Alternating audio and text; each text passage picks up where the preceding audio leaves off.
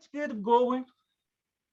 Okay, let's get going then with this panel. So today we have this terrific opportunity to have three great colleagues and friends here in a panel titled Towards History of Transnational Communism Across the Americas. And here we and I want to thank the three panelists who have agreed to be part of this. So let me introduce them. Patricia Harms is one of the members of our research cluster, Associate Professor of History and a Latin American scholar with a research focus on Guatemala and Central America more broadly. She's the author of the award-winning book, Ladina's Social Activism in Guatemala City, 1871 to 1954, published the last year. Her current research project involves collecting testimonials from Spanish-speaking migrant women. Margaret Power, at the Illinois Institute of Technology. She's the author of Right-Wing Women in Chile and also co-author and editor of 3 other books. She's working currently on a manuscript on solidarity across the Americas, the Puerto Rican Nationalist Party versus US colonialism, that we are looking forward to reading soon. And then she's co-editor also of the project, this project, Transnational Communism Across the Americas. And then finally, Mark Becker is professor of history at Truman State University. He's a historian of the Latin American left with a particular interest in race, class, and gender within popular movements in Southern American Andes. He is the author of Contemporary Latin American Revolutions, 2021, the CIA in Ecuador in 2020, and the FBI in Latin America, the Ecuador Files in 2017. He's also one of the co-editors of this project, the book project, Transnational Communism Across the Americas. And he's currently working on a book on Philip G. and the CIA in Ecuador in the early 1960s. Okay, having said this, then I'm going to leave this the floor for the panelists. So the idea that they have a structure themselves, how they're going to present. So after the presentations and this open discussion presentation, we'll have the opportunity for questions, dialogue with them. It's supposed to be this kind of open discussion. So for doing that, we are going to ask people to let us know through the chat. Natalia Landivar, who is another member of our cluster, who is handling the Zoom the Zoom connection. She will be taking notes about people raising their hands or asking to speak, through the chat, and she will be letting people know when they can do it. So without further ado, then thank you very much again to the three panelists, and then to everyone here. So the floor is yours. Thank you. Okay, we've agreed that I'm going to begin, so I'll just say what we're going to be doing. And first of all, thank you so much for inviting us to attend, Jorge, and everybody involved in the research cluster. I think I and the three of us have been looking forward to this, what we view as a conversation rather than a scholarly presentation as such. And why we've been looking forward is because we really want to exchange ideas with people. So what I'm going to begin with is giving some background on how the book itself came into being, and a few notes on just what is the content of the book. Part of what we're going to be talking about are some of the challenges, specific challenges we faced in writing this book, but in editing this book rather, but also then we want to have a broader discussion about what are the challenges as well as the strengths of doing transnational history. And to do that, especially Patty is going to talk about her chapter, which is one of the chapters in the book, which will sort of basically lay out sort of the question, so why transnational communism? What do you get from it? What changes things? How do you understand things differently as a result of looking at things transnationally? And Mark is going to contribute all along the way at any point where he wants to just jump in. And So basically, I wanted to begin, though, the very beginning by saying, once I was talking with Tanya Harmer, so I think some of you may know, about the concept of transnational history, and she said something that has always stuck with me, which is that transnational history really can never be done by a single person working alone. Transnational history is, by its very essence, its very nature, a collective project. And so, having said that, to me, there's nothing unusual about the fact that we have 4 co-editors working on one little book, because we have 4 people who are bringing their different knowledge and their different strengths together to go into the book. And rather than having a book by one sole editor, we have not only editors, but we have numerous contributors. And how the book itself came together, and Mark, correct me if I'm wrong, but I think we were both talking about our work and mentioned it, and we decided to put together a panel for the AHA. And I contacted one of the other editors, Tony Wood, and Mark contacted Jacob Zumoff, and the 4 of us came together. And much to our surprise, we got invitations from a whole lot of publishers saying, we'd like to meet with you, we're really interested in this. And I don't think we had thought more than let's just get together. We thought, well, maybe there is something of interest in this book to the wider public.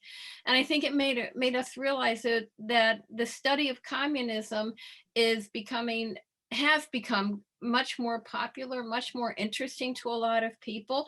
And then add on to that the concept of transnational communism, that basically doubled the interest that many people had about the book. So that took us off into the book. And I'd say some of the challenges that we've had, this is on the very beginning level, then I'm going to turn it over to Patty, is that so many of us have been very much rooted in a national context, and that we found it very, very difficult to find enough authors who studied communism in a transnational way. And even when people, from my point of view, thought they were writing about their subject transnationally, we found that actually they weren't. So I know we have to send back to the people who submitted their manuscripts. We'd have to say, yes, what's the transnational part of it? Or where does the transnational part come in? So I think we can say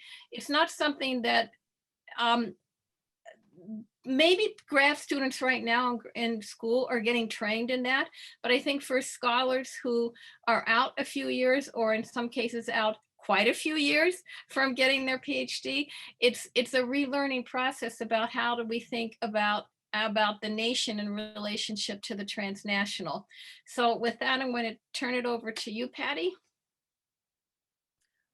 Thank you. And thank you to both Mark and Margaret for participating today as a member of the Institute. I so appreciate your contributions, as well as the opportunity to contribute to the volume that you have worked really hard to put together.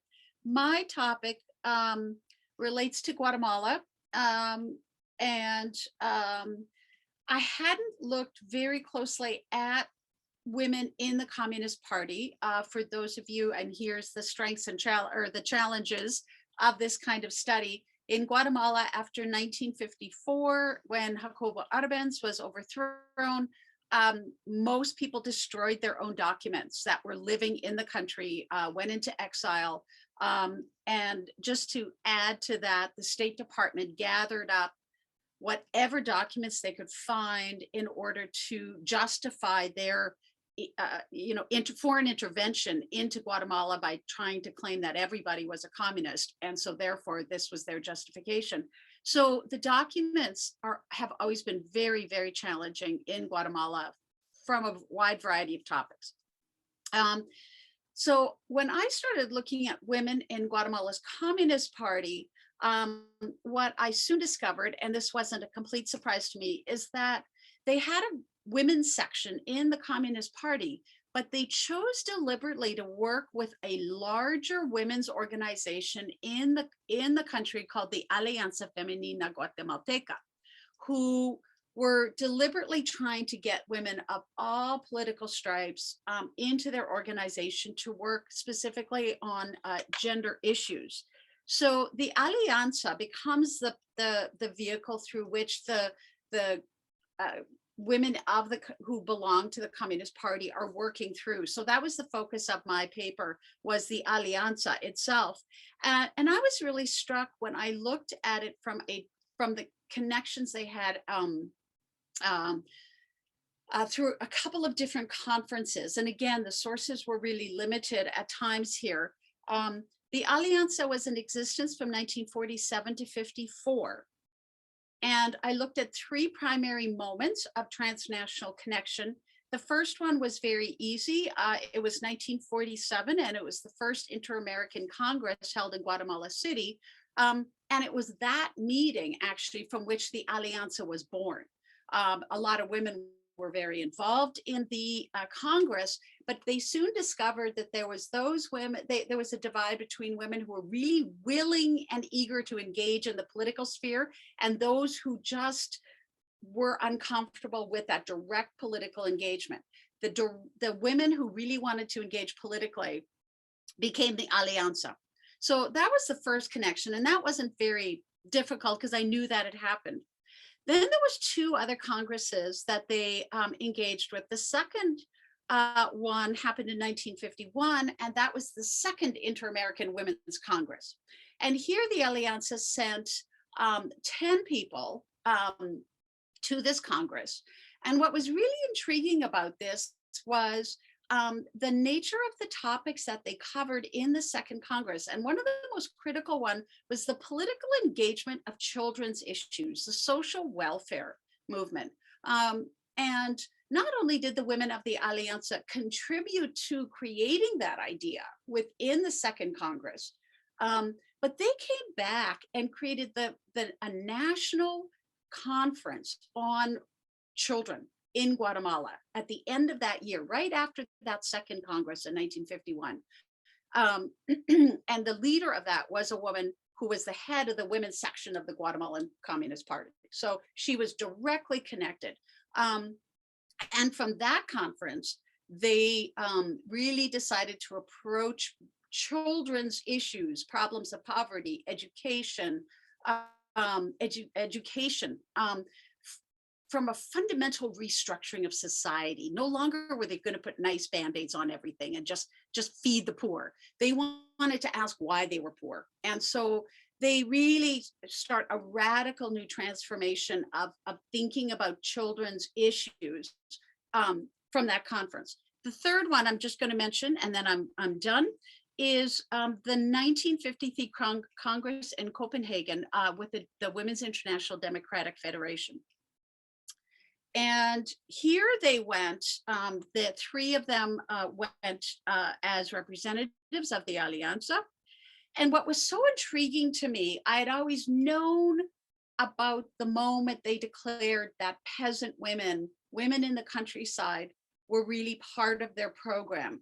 But when I looked at the transnational connections, what was startling to me is they made that declaration 2 days after they came back from the Congress in Copenhagen. And their declaration was almost word for word the final resolutions of the Congress, the Copenhagen Congress. In other words, they were finding language and they were finding allies and solidarity with women all over the world and understanding that their problems had solutions. They shared a perspective that was so much broader than their own. And so my chapter, I was really struck by the clear connections, despite the really difficult source material that is so hard to come by.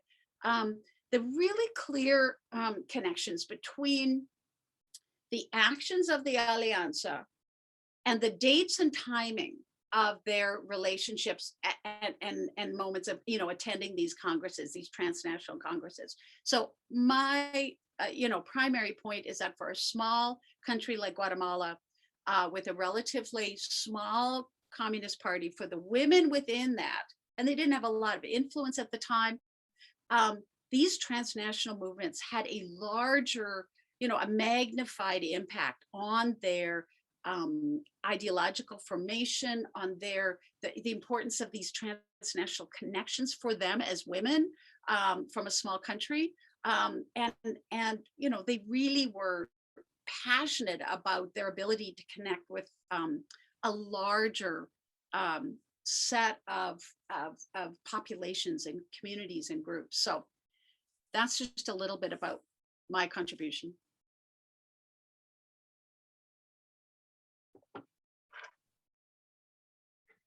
Good, thanks, Patty. I think we're just wanting to open it up to a conversation here. Like there's two main questions here. It's like, why transnationalism and why communism? And we can talk about methodological problems like Patty laid out for both of those, and also possibilities and rewards from. Like Margaret said, this is this has really been a challenge for us, that in history, at least, we're really trained often in very narrow geographic senses. And like Patty talks about, it's like sometimes you only really get the sense of what you're talking about unless you're framing this in a broader transnational framework. And methodologically, I think that's something that's a real challenge for us as historians, is how to there just seem to be a lot of barriers to be working transnationally.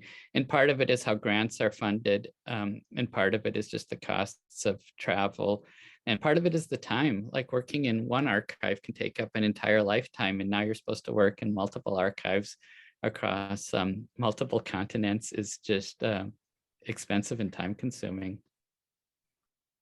And I think all that is certainly true, but I think what all of us have discovered, as Patty illustrated, is I'll just say briefly what I'm looking at is the connections between, in my chapter, between the Communist Party USA, the Communist Party of Puerto Rico, and the Nationalist Party of Puerto Rico, which was both in Puerto Rico and in the United States. So there were multiple levels of relationships that were going on amongst these different parties. And one thing that has really struck me is that the Communist Party of Puerto Rico, about which actually not a single book has ever been written ever, is the fact that it's one of the few parties in the world that I know of, and I'm not the most well-versed person in terms of the international communist movement, but it's the only party I know that actually has such a direct relationship with the Communist Party of the colonial power, of the power that colonizes it. And despite the Communist Party's ongoing rhetoric about support for anti-colonialism, there was definitely a colonial relationship between the Communist Party USA and the Communist Party of Puerto Rico, as demonstrated by the fact that the Communist Party USA was at one point the most powerful communist party in the Americas. It was named, basically, Earl Browder was named sort of as the head of the Comintern representative for the Americas. It had some of the wealth, the most wealth of the communist parties. It had and compared to Puerto Rico, it dwarfed Puerto Rico. And so Communist Party members from Puerto Rico often became members of the Communist Party when they were in New York City, because of the migration back and forth so much, so that they had their first allegiance, in a certain sense, or their first sense of being a communist, as a member of the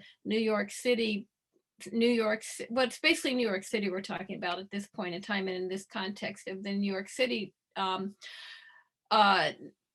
branch, sort of headquarters of the Nationalist Party.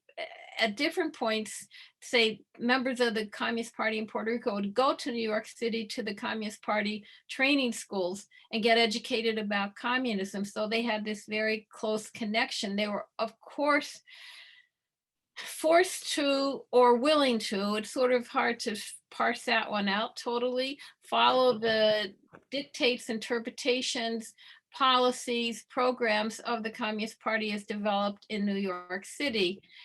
And sometimes the one times this came to a particular clash was in terms of Popular Front politics, because whereas the Communist Party in the United States, which sought a very close alliance with the Roosevelt administration, the Roosevelt administration in turn supported the Munoz Marin party, which was the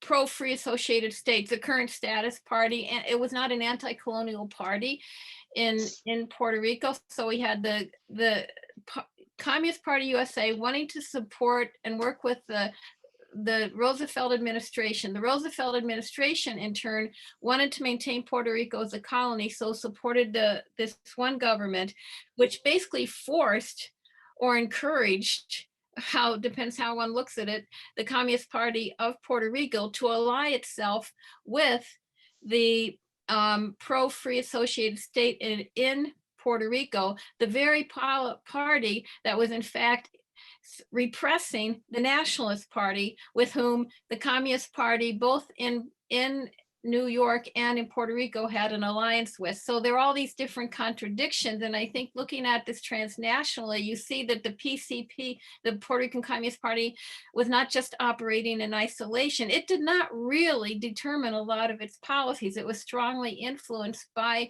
the colonial power. In this sense, the colonial power being the Communist Party, which of course is a bit of a controversial way of talking about relationships between communist parties, since we're all workers of the world and we're supposed to unite, but there were power relationships. And I think that's one thing that if you look at the one party in isolation to the other, you don't get. And the other thing that's really struck me is that people who have worked on the Communist Party of the United States have completely ignored Puerto Rico or the relationship of Puerto Rico, let alone the existence of the Communist Party of Puerto Rico, which to me just is a further reflection of a continuation of a colonial attitude and policy towards Puerto Rico.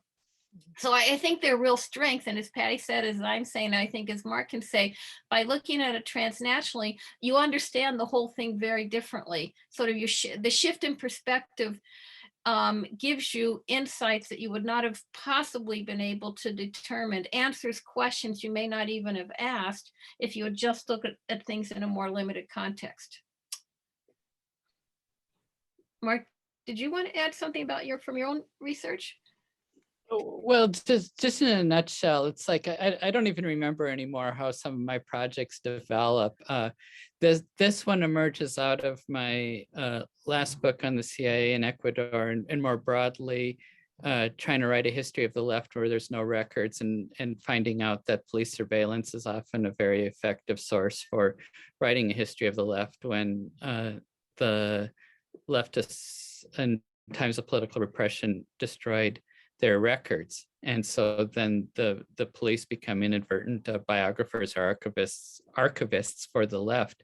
And in working on that project, it just struck me all the transnational connections. And so my paper for this book is specifically on student movements, and I'm working on little bits and pieces at I'm trying to work on another paper on the history of women's movements, which is a parallel history. And there's also like labor movements that are doing similar things, a little bit less with peasants and indigenous peoples in this period. That happens on a more significant scale later. And just how much international movement there is and how many international connections there are. And so people who I study show up in Guatemala where Patty is studying. And so that's part of the interest. Sandy, you raised your hand. Do you did you have a comment, question you wanted to throw out? Yeah, I just wanted to, first of all, to thank you all for your very interesting remarks.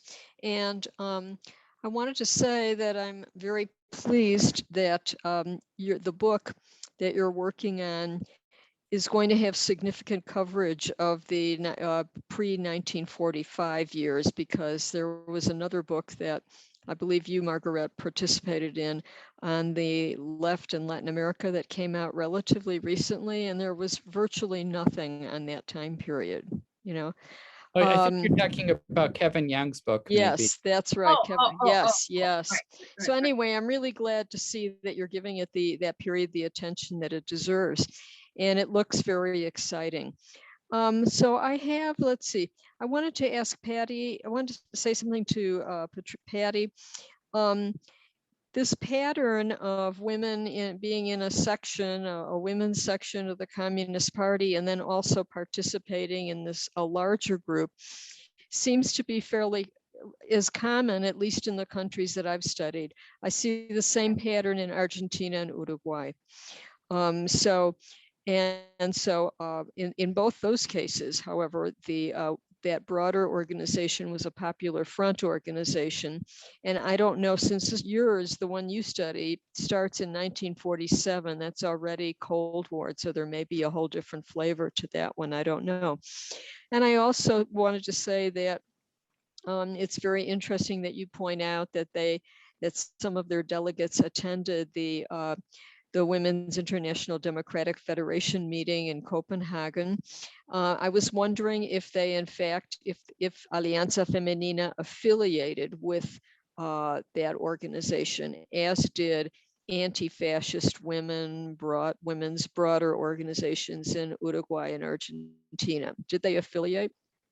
Yeah, so the second question first, yes, from everything I can tell, they made an official connection and affiliation, you know, really saw the Democratic Federation as a place where they could find solidarity as well as encouragement for the work they were doing. That seems very clear to me. I have found absolutely nothing that makes that a formal, I mean, I've found the Copenhagen minutes, and there Guatemala is listed. So that would suggest that they become formal members. But again, you know, you're always just kind of 1 + 1 has to be 8 in Guatemala, because you know 3 to 7 doesn't have sources in it, right? So yeah, so that's the first thing. They were absolutely felt deep affiliation with the WIDF. Going back to your first thing, what's really interesting about that pattern is women being subsectioned off. Is that happens even before 47 in revolutionary politics in Guatemala. Guatemala has a brief revolution in October of 1944. There's a move to democratize the region. Arevalo comes into power. What my sources have demonstrated, and what I think is true, is that women were some of the first originators of most of the popular revolutionary parties or pro-revolutionary parties, and that there was this very tenuous moment right after they overthrow the dictator, in which men all return back to the country, and suddenly you have women. All these meetings happened in women's houses, and suddenly a month later, all these Revolutionary Party female affiliates appear out of nowhere. And so what you see, what I'm arguing has happened, is that these women found the parties and their names are on the founding of those records. They'll say, I was there when we founded this. And then suddenly they're nowhere to be seen, and they become female affiliates. And I found this one extraordinary letter in the Library of Congress from a very active woman during the Arevalo period. And she writes this 2-page letter to the head of the PAR, which is one of the most popular revolutionary parties. And she said, you can't even acknowledge we exist. We don't have offices. We don't have a desk. We work out of our homes. You know, we're invisible to you. And yet you keep coming at us for money and emotional support and voting and blah, blah, blah, blah, blah. And that one letter just blew open my whole perspective on the relationship, the gendered relationship within these political parties. So what happens with the PGT and the communists, they're no different, no better, no worse than all the other pro-revolutionary parties that are marginalizing women throughout. And so the women who were marginalized from those pro-revolutionary parties all eagerly jump on board with the Alianza. Does that answer your question? Yes, yes, it does. Thank you very much. Well, and one other thing about that, Sandy, you're talking about the dates here of the essays, and we intentionally broke this into two parts because maybe people know this, maybe I don't need to say this, but the Soviet Union closes down the Comintern in 1943. And so in terms of transnational communism, it really looks differently before World War II under the Comintern than it does after World War II. And so it becomes, for better or worse, an artificial or a real divide in terms of how people think about the types of questions that people ask, and the role of mass organizations. And the chronology is a little bit more complex than that, because it's like already in 1935 with the Comintern turning to a popular front, the Comintern already is becoming more like it is after World War II. And in terms of documentation, for reasons that I don't know that we understand, the Comintern archives are really, really rich in the 1920s and the beginning of the 30s, but by the late 30s, it really falls off. And so there's a lot richer documentation for the first decade than there are for the last maybe half century. So that's another methodological problem here. Let me just, if you don't mind, I have another question to kind of piggyback onto what you're just saying, Mark. I was curious as to whether anyone involved in this book has actually dared to go to Moscow and to look at whatever records there are there. Yes. Yeah. That documentation is littered throughout the project, and a lot of those documentations are now on a website, and if I can find it, they keep changing the website, which is a royal pain in the butt, but I'll post that website as well. That would really be great. Thank you very much. And one of the authors, Tony Wood, has been there and done a fair amount of research, and of course the Heifetz who are in the book, they've done tons. So yeah, of course they speak Russian, but Tony speaks Russian too, so that does help. Jorge. Okay, thank you. I mean, there are so many questions here. Yeah, I mean, you open so many topics here, and again, part of that had to do with the chronology, and Mark spoke to this, and it's my questions about these transitions, these connections, because chronology can be shaped, by different things, right? By the international developments in the Soviet Union, Comintern policy, Second World War, local politics. In the case of Puerto Rico, this weird relationship with the colonial power, right? Between the PC in the USA and then the PC in the island, right? And all these contradictions. So, and then, Patty, you show this kind of moment of transition, 1947, right? A turning point in the Cold War for Latin America, right? All that, and in the world for that matter. And then how these women are placing themselves, from within the party into these international structures.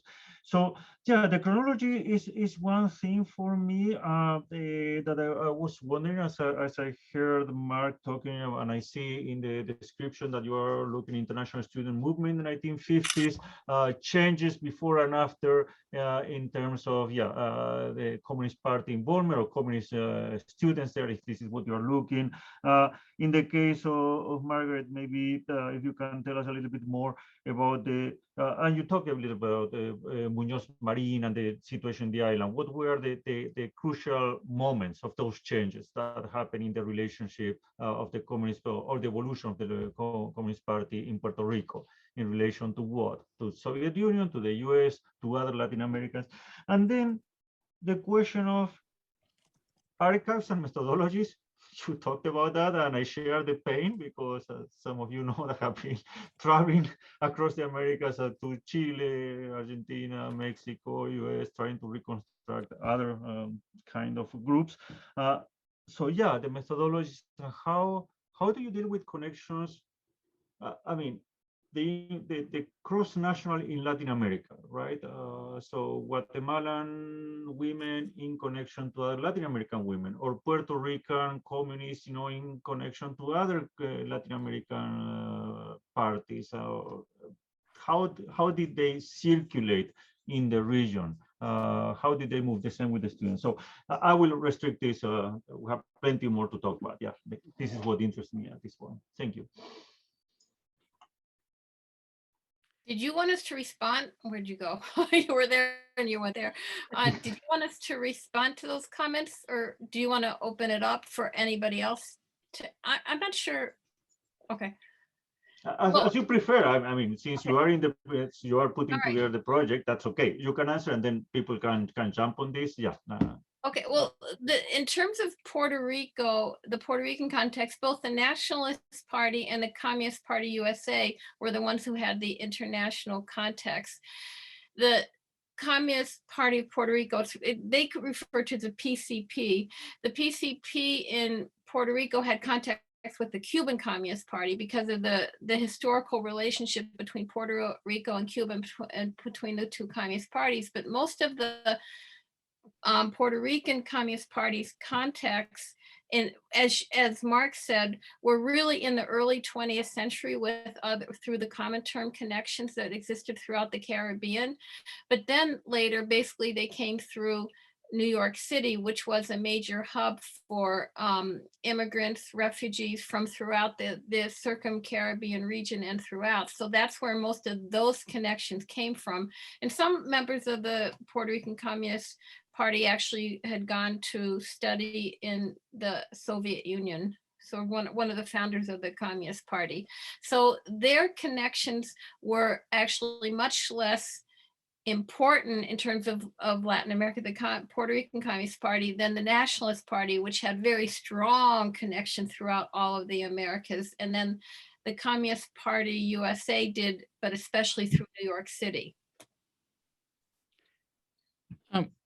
I mean, one thing I would say about that is I started all of this like decades ago working on Jose Carlos Mariátegui in Peru and looking at his correspondence. It always surprised me in his publications, like his journal Amauta, how many connections he had with people around the world and how people were always like exchanging correspondence and seemed to be aware of what was happening elsewhere around the region and around the world. And what struck me, this is before email or faxes or anything like that in the 1920s, and just how much communication there seemed to be, and that depending on how you want to interpret communism, or the Comintern or the Communist Party, they're supposed to be like one communist party with local different branches. And so it is supposed to be inherently an international or transnational entity that, Marx Workers of the World Unite. It's like, so it's trying to break from this national identity. And simplistically, that leads to a split between the socialists and the communists in terms of how much of these are national issues and how much of them are how much of this is an international movement. And that's something that struck me from the beginning of me working on these topics, is how there were people engaged in a very local situation that found value in grounding their local struggles in a transnational context. And we're aware of that and valued those international connections.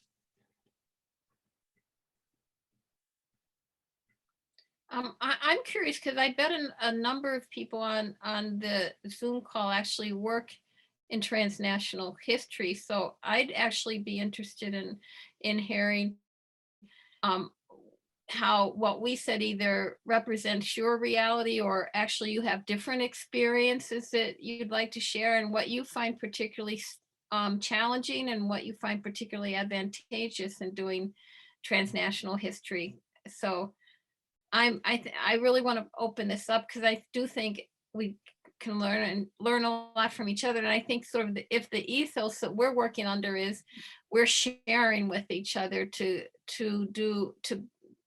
produce a better understanding, I think this is a good way, a good forum in which to do that.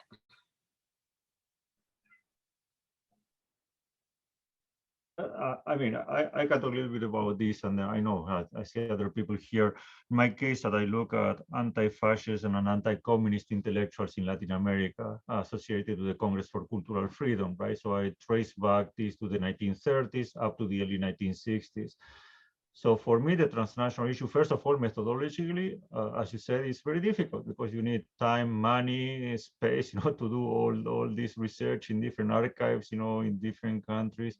Information sometimes, the value for me is that you find answers in different archives. You get questions in one archive, and then you get the answer in a different one, right?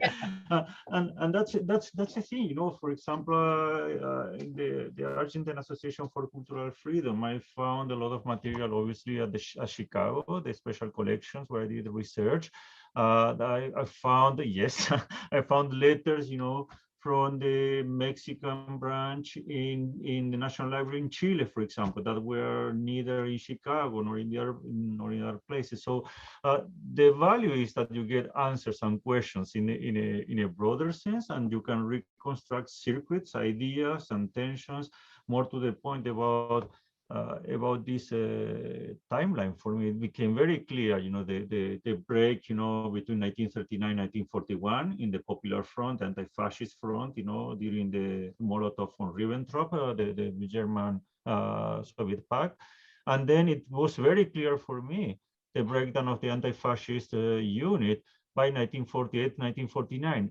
It happened everywhere. You can trace it, in all the cultural associations I was looking in Argentina, in Chile, in Mexico. You could see the local repercussions that had to do with global conflicts, but also with issues that were brewing at the local level. So for me, that's the advantage of the transnational, that you can really put things in perspective.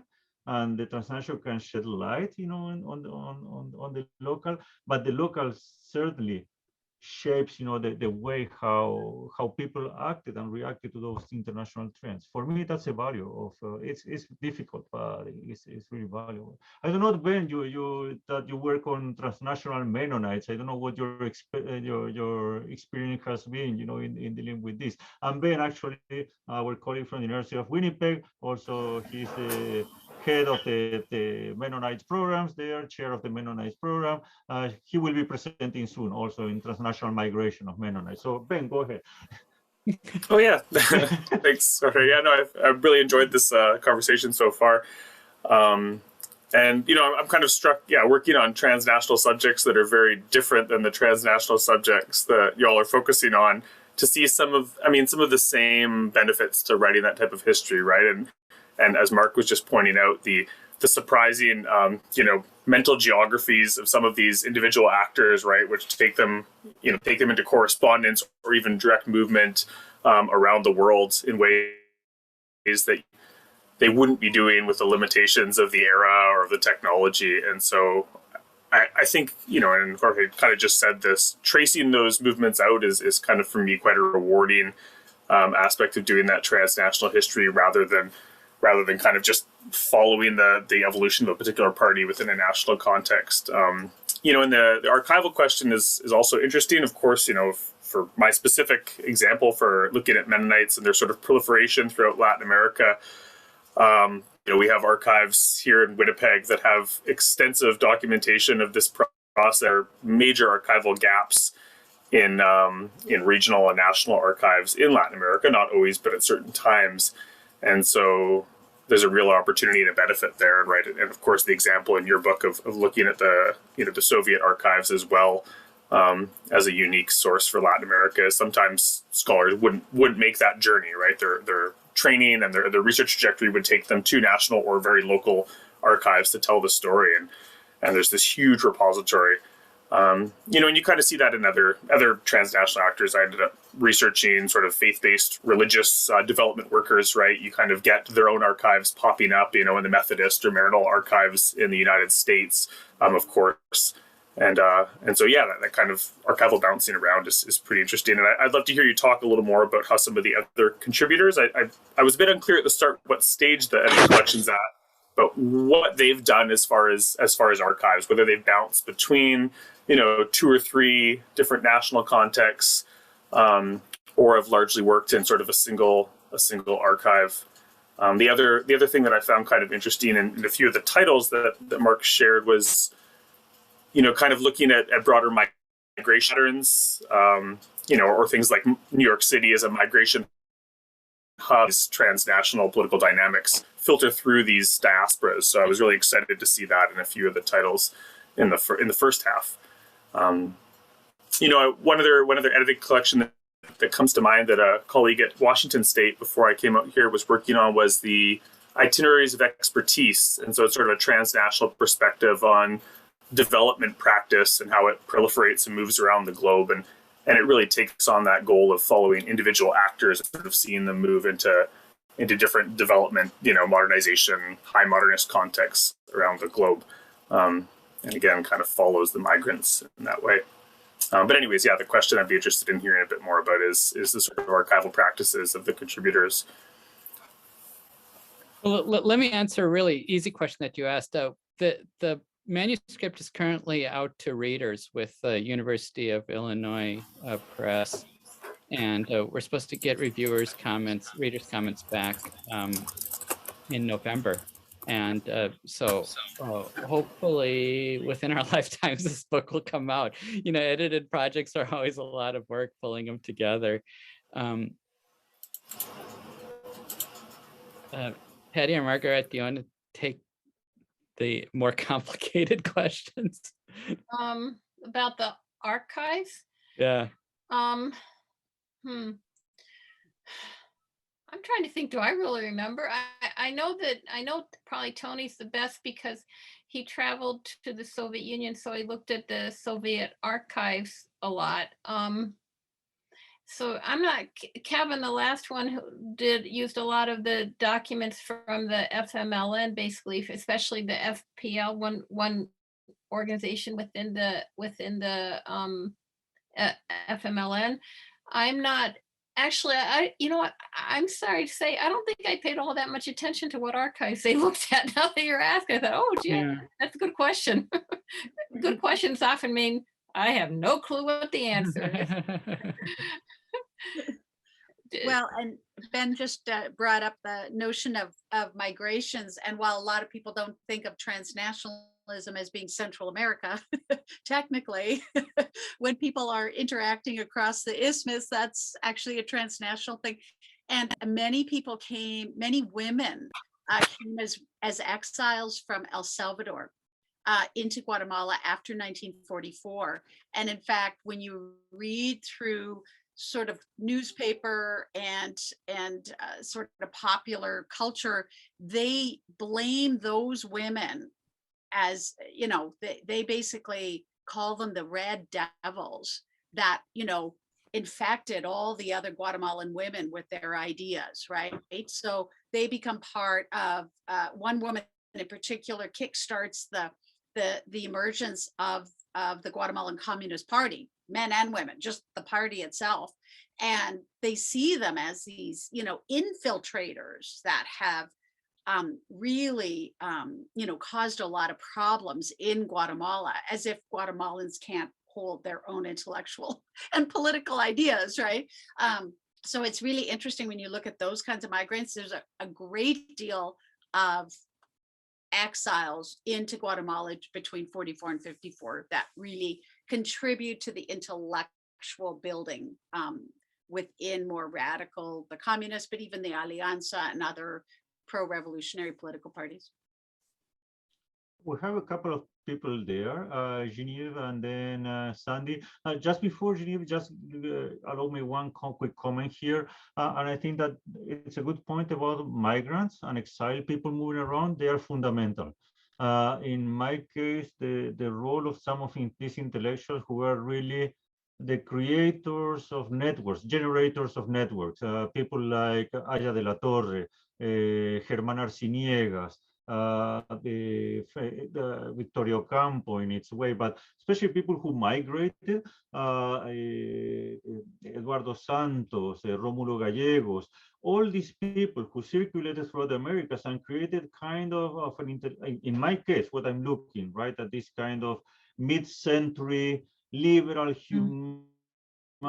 humanist, center-left, reformist, not radical communist, not radical revolution, social democrats, and they are circulating everywhere, and they are expelled from one country, they go to the other, Mexico, Chile, Peru, Colombia, and they create those networks, and it's fascinating when they go, or Luis Alberto Sanchez, another great intellectual of this era, and you don't know how on earth they had time to write as they were moving across boundaries. It's amazing, just the sheer size of the documentation they generate, and everywhere they go, to Europe as ambassadors, back to the Americas.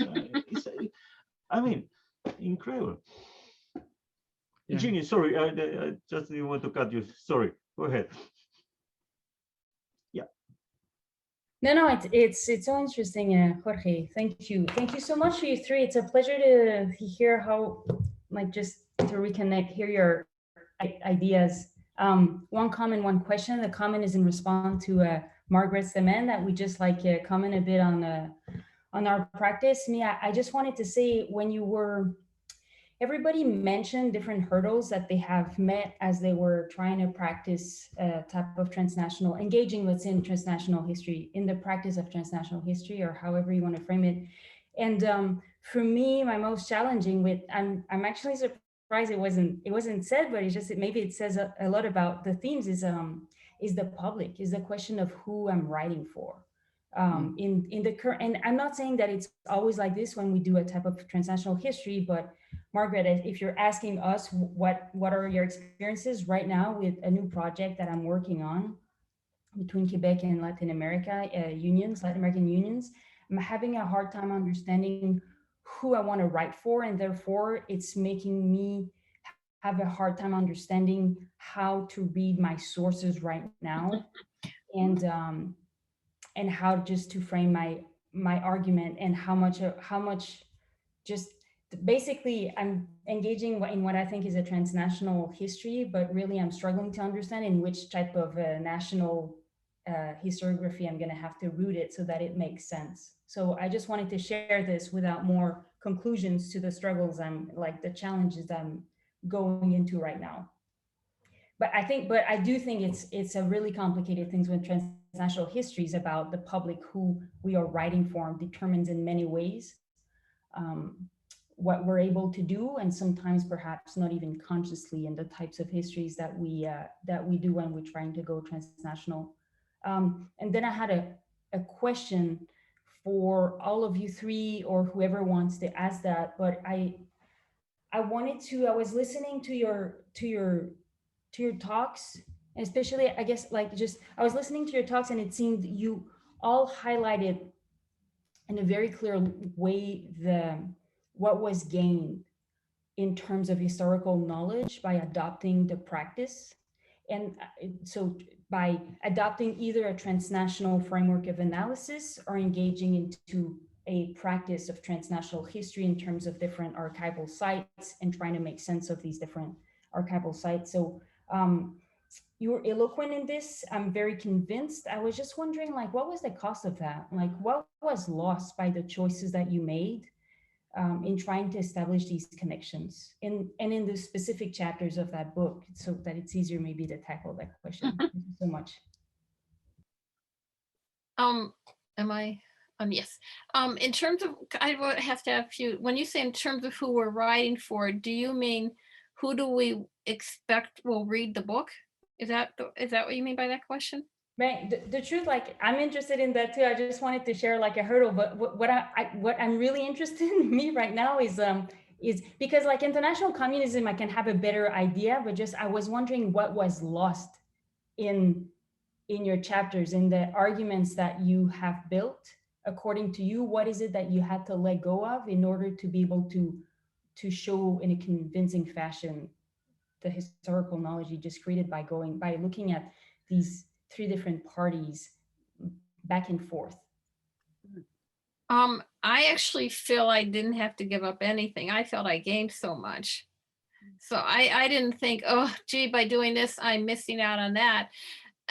I think because I'd primarily written about the Nationalist Party, but from the get-go, I'd written about the Nationalist Party in terms of its transnational connection. So I've always, in the writing, I think I've looked both at the historical context in Puerto Rico, in the United States, but in all the different countries as well. Because I think the one thing I think I could say is there's certain national contexts I don't understand sufficiently well. I kind of did my best, but it's partly about the learning. I mean, there's absolutely no way I could really sufficiently understand the historiographies of all the different national contexts in which I'm talking about the Nationalist Party.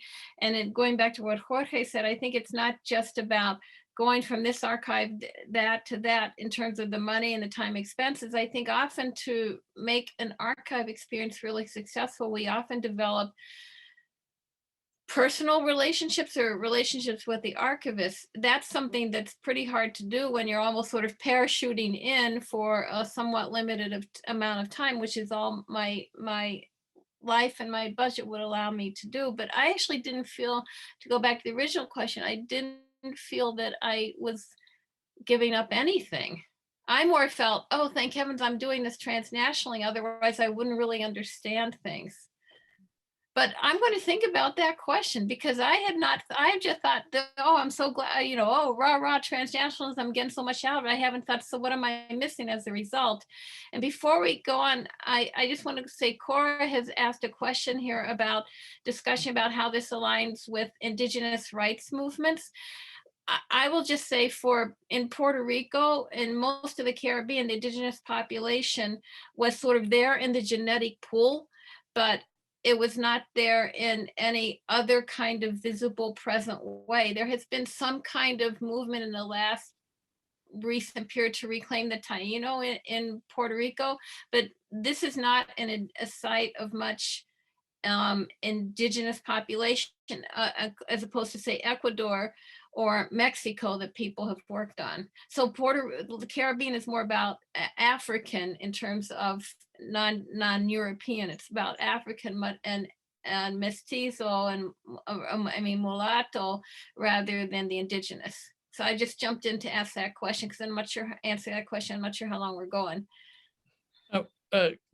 Cora, let me respond to that as well, because it is I've worked a fair bit on that topic, and 20 years ago I wanted to do a research project on the nationalities question within the Comintern, and there's a whole history there. Tony Wood, who's one of our co-editors and has a chapter here, he works on that in terms of the collective of us who are working on it. He works more on that issue, and his chapter is more about that than anybody else.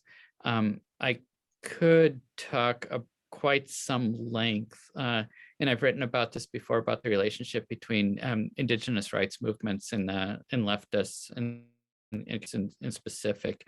And it's as with maybe in a nutshell, I'll just say, as with any human interactions, it can be complicated in terms of navigating this. And part of the history of the Comintern is that it comes in through European immigrants, like Italian immigrants, into Argentina, and so it's originally very much of a European focused movement. And so I've worked on Mariátegui, who comes out of a much more indigenous Peru, and Mariátegui explicitly talks about the indigenous communities are waiting for their Lenin to lead themselves to liberation rather than having outsiders do it. And so relationship to indigenous communities, like Margaret said, to Black communities, African descent communities. We have more on that, a couple chapters on that. Women as well. I mean, these are all much larger, complicated issues that could, I don't know. I'll just leave it aside for right now. Yeah, Okay, go ahead. and I was just going to quickly say with the Alianza, the women in the Communist Party, you know, who interacted as a national organization, were so clearly using the lens of class to analyze conditions that women were in. Obviously, some of these women would have been indigenous and identify as such. A lot would have been working class, mixed, mestizo, Ladina, Afro descendants, but they never, that's the one really fascinating thing, is they never talk about ethnicity or identifiable like racial issues. In this particular time period, they're talking about class and poverty, and trying to open those doors. That changes after 54, in the 60s, 70s, and 80s. But in this moment, they I'm still trying to make sense of that complete silence, right? Let me say, I lied. Let me say two more things about this. One, on in communist discourses on ethnicity and race. The more I read about this, the more it's complicated, because part of it, the heart of my research is in Ecuador, and the original leader of the Communist Party, Ricardo Paredes, for whatever reason, he was really interested in indigenous communities and worked a lot with them and had a fairly sophisticated understanding of the interaction of race and class in terms of building like a social movement. And then after he left, the next one, Pedro said, comes from like labor movements and doesn't have any contact with indigenous communities. And a lot of that discussion about ethnicity and race and gender disappears with the first leader. And so, you know, is that a good historical interpretation, that it's the quirk of who's there at the table and who's bringing the issues? The other thing I wanted to say is another project I'm working on is translating the proceedings of the first conference of Latin American Communist Parties that was held in Buenos Aires in 1929. And sometimes the gaps in the documentation are what really frustrating, because in the Comintern newspaper, they have resolutions on the women's question, and it appears that at the conference there was a discussion of women's issues, but in these published proceedings, they're nowhere to be found, nor are there any women at the conference.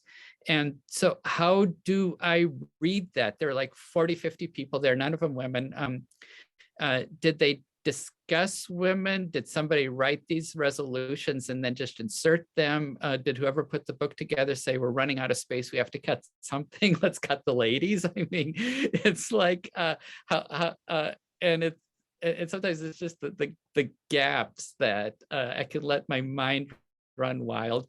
And it's dangerous to let your mind run wild, because I've seen historians, you know, some historians, our students can joke about this. We make shit up when we don't know the answer, and that can be really dangerous. Start just making stories up when we don't know what's going on here with these gaps. Are we back to Sandy? I hope so. Anyway, so Margaret had posed the question, what do we gain from studying these transnational relations?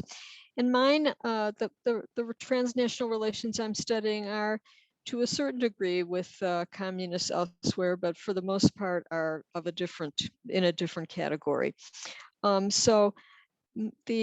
I focus on an Argentine women's anti-fascist organization that was active from 1941 to 1947, La Junta de la Victoria. And it had many transnational contexts, you know, apart from even talking about communist parties elsewhere. The president of the Junta de la Victoria was also the head of the Inter-American Commission on Women, And so she was in contact with all of these other women from various countries, and they would meet in the United States. She formed relationships with women's groups in the United States, like the League of Women Voters. She knew Eleanor Roosevelt. The organization also had contacts with British and US diplomats at various levels, both at the consular level and at the embassy level, and with officials in the United States government who were related to that. And also had some relations with Russian diplomats, but unfortunately that's, for kinds of reasons you're talking about, very hard to trace. However, I found that the most interesting transnational relationship that it had was with across the Rio de la Plata. There was it mentored, the Junta de la Victoria helped bring about and mentored, and then later on partnered with Acción Femenina por la Victoria, which was a very similar kind of group that specifically modeled itself upon the Junta de la Victoria. There was extensive contact between these two groups. And what does this tell me? It tells me a lot of things. First of all, very interesting to note that the political situation in Uruguay and Argentina were completely different in the 1940s. Nevertheless, these two groups had kind of a similar trajectory in many ways, which could point to the communist influence or other factors.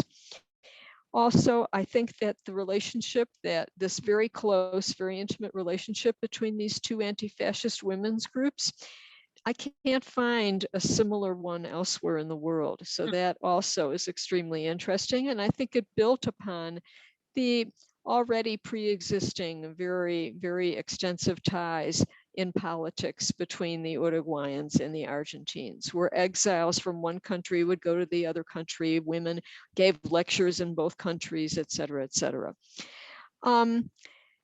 Also, the press in Uruguay was much freer than the press in Argentina, particularly after 1943. And so there's a gap in some of the things that I wanted to study. If I only looked at the press in Argentina, if I look at the press in Uruguay, the delegates, or rather the representatives of Acción Femenina, often are commenting on these terrible events and how they affect anti-fascism. And so that's another source that I have there that's very useful. With her contacts with US officials and in the United States, the president of the Junta de la Victoria can sometimes talk to US diplomats or speak out loud in the United States about matters that would probably be censored in Argentina, or at the very least could be grounds for imprisonment. So there are a lot of interesting things there that I've found out and have been able to do thanks to having looked into this particular relationship. Mm-hmm. Thanks, Sandy. Sure. And I think if I can jump into this, I think that this is what Sandy's saying. And this raises so many questions about the Comintern, right? And the particular structure of communist parties, an international communist organization that it's kind of a vertical organization. We know that has this kind of party line coming from Moscow, and you can see that at different moments, right? But the question is whether the local chapter, how they engage with that. In the case of Argentina, we have seen that Adriana Petra has studied that, right? About and every time communists, for example, in 1939, when they decide to go to step out of the Popular Front as part of the Nazi Soviet Pact, that created a lot of dissension within the anti-fascist groups. Then they came back, and then they split up again. And then within the Communist Party, you see splinters all the time in relation to Peronism, for example, 1952, 53, as Sandy knows. So this is interesting in terms of, because it's so different from the other organization we're studying, where you have not only the Congress for Cultural Freedom as a general organization, but you have parallel networks. And that's my question for you too in relation to what Sandy said, because in my case, you have the International Christian Democracy. That was one of the parallel organizations. You have the labor movement, the one from the United States, the FLA-CIO, that was part of this American, kind of anti-communist agenda also after 1945. And you can see the collaboration. So there are kind of parallel networks. Spanish Republican exiles, they had their own agenda of anti-communism and anti-Franco, right? And they were very instrumental in different areas. So in the same way that, as Sandy was saying, there are other groups who participated for their own reasons and their agendas. There are people who have their own networks. I was wondering if you saw that also, in addition to being communist, in having the hat of being part of the communist. How did they use that position, in relation to others that they had in other networks? Well, Jorge, I want to respond to that from a slightly different direction. And this is one of the critiques that some communist activists of what I read in Latin America are making of Communist Party positions. And they're saying that how do I say this now? It's like different, the interests of state of the Soviet Union are not the same as that of a political party, are not the same of a social movement. And sometimes those can sometimes they can coalesce, and sometimes they can come in complete contradiction with each other. And so exactly what you're talking about, the reversals about the policy toward the Nazis, for example, there are policies that were being made in Moscow that were being pushed through the Communist International that made sense for the Soviet Union as a country, that were disastrous for the communist movement as a political party. And thinking about communism, or more broadly, like just social movements have different interests. And so that's sometimes where you see like really direct contradictions in people dancing around these in ways that are not always comfortable.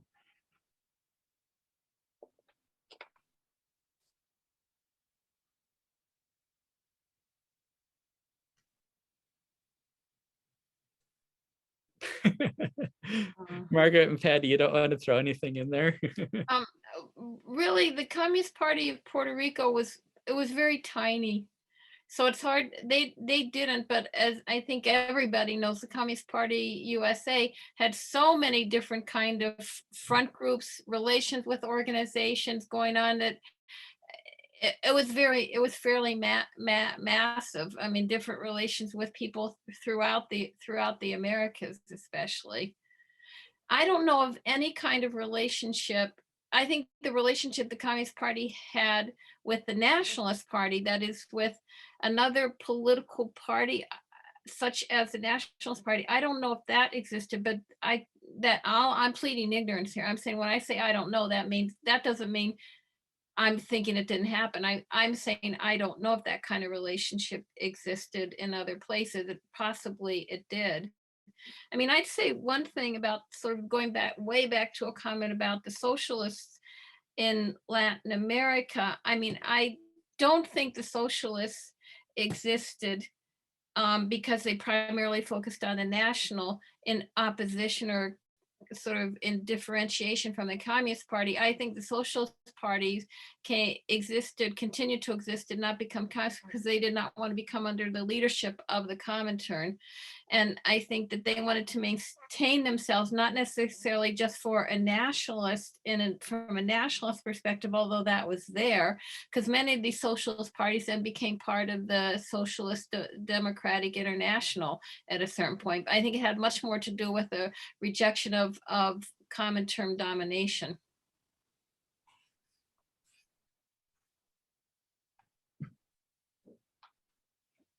Okay. So any other question from our audience here? So anyone wants to throw something here, something else at the screen?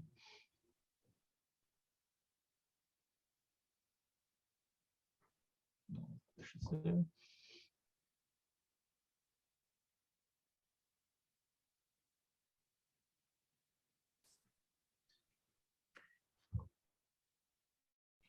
Are we ready to wrap it up? Is this what I this think- means? I think, yeah, we usually our events go for an hour and a half, so we are pretty much almost on time. So I think that we can wrap it up. And I want to just thank you very much, everyone, for attending, for being with us today. And thank you, the three of you, for sharing your research. It's exciting, and we are all looking forward to reading the book. So anytime soon. So the sooner the better. So thanks a lot, and thank you everyone for coming here. I'll keep you posted for the next events. Thank you, Natalia. Thank you, Geneva. Thank you, everyone. Okay. Thanks, everybody. I really appreciated it.